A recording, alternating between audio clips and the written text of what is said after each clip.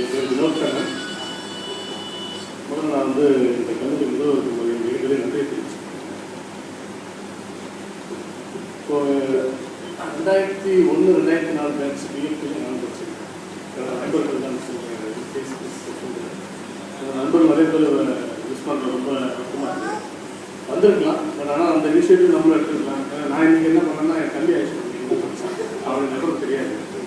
எனக்கு ஏதோ அலுவலி ஒரு மீட்டிங் வந்து நான் கூப்பிட்டு வந்தேன்.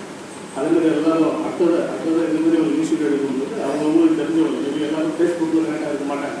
இந்த சூழ்நிலை இப்போ ஃபியூச்சரில் உங்களுக்கு தெரிஞ்சவங்க கொஞ்சம் ஆக்ஸ் பண்ணுது. இது விவரத்தை எனக்கு சார் சொன்னாங்க. நாம் இங்கே படிக்கும்பொழுது அன்றைக்கி இருந்த சுச்சுவேஷனில் இது ரொம்ப நல்ல பெரிய ஒரு நல்ல காலேஜ் மாதிரி தெரிஞ்சுது. ஏன்னா அன்றைக்கி நம்ம வாடகை வீட்டில் தான் வாழ்ந்துட்டு இருக்கோம். 10 ஆண்டுகளாக இன்னும் வாடகை வீட்டில் தான் இருந்துட்டு இருக்கோம். அது ரொம்ப அசிங்கமாக இருக்குது.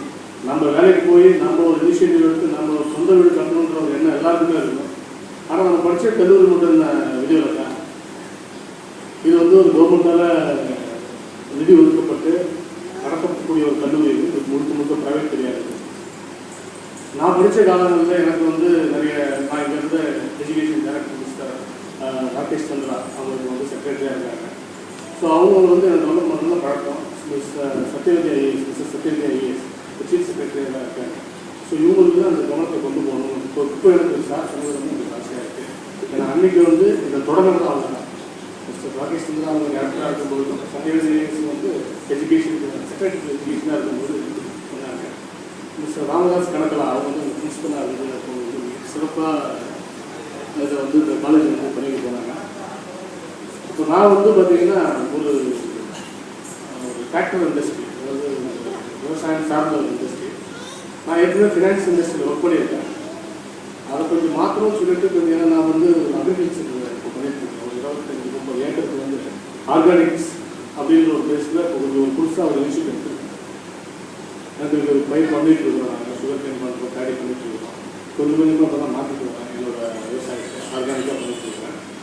அது இல்லாமல் நான் ஒரு ப்ரைவேட் கன்சர்னில் வந்து ஜெனரல் மேனேஜர் ஒர்க் பண்ணிட்டு இருக்கிறேன்.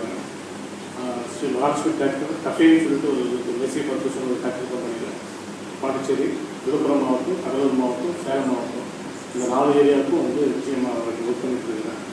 சார் சொன்னாங்க ஒரு விஷயத்தை கிளியராக சொன்னாங்க. உங்கள்கிட்ட நிதியை நாங்கள் எதுவும் எதிர்பார்க்கல, கரெக்டு தான், ஓகே. ஏன்னா இது வந்து கவர்மெண்ட் இது நிதியை வந்து ஒன்றும் வேலை இல்லை, நிதிக்கு வாய்ப்பு இல்லை. நம்மளோட குரல் வந்து எங்கே ஒழிக்கணும்னா மேலே ஒழிக்கணும், அதாவது அரசாங்கத்துக்கு ஒழிக்கணும். அதுக்குண்டான அனைத்து முயற்சியும் வேண்டாம். இது வந்து சாருக்கு நான் என்ன சொல்கிறேன்.